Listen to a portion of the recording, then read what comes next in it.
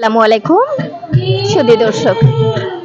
আমি একজন দর্শক হিসেবে এই বই মেলার এবং একজন লেখক হিসেবে, কবি হিসেবে আমার চোখে আমি বেশ জমজমাট একটা মেলা দেখতে পাচ্ছি এবং উপভোগ করছি। বই মেলা আসলে আমাদের প্রাণের মেলা। এই এই মেলায় এসে আমরা আমাদের সতীর্থদের দেখা পাই।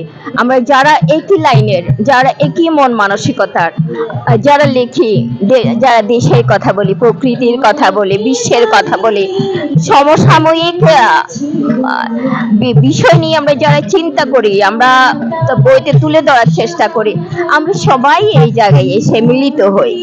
এবং যারা, আমি মনে করি যারা বই মেলায় আসে তারাও আমাদেরই মতের, কারণ এটা এখানে কোনো পণ্য নেই, এখানে কোনো কাপড় নেই, এখানে কোনো খাবার নেই, এখানে কোনো কসমেটিক্স নেই, আছে কি বই।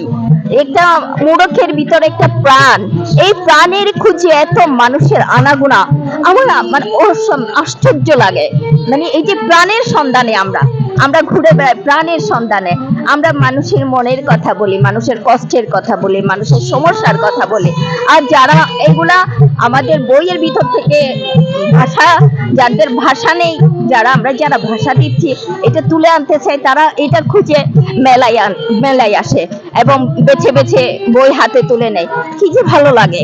এই যে আমরা সারা বছর দেশকে আমাদের চোখ দিয়ে, আমাদের মন দিয়ে দেখি, উপভোগ করি, আর পাঠকরা এসে ওগুলা হাতে তুলে নেয়, সে ভারী আনন্দের, ভারী মজার।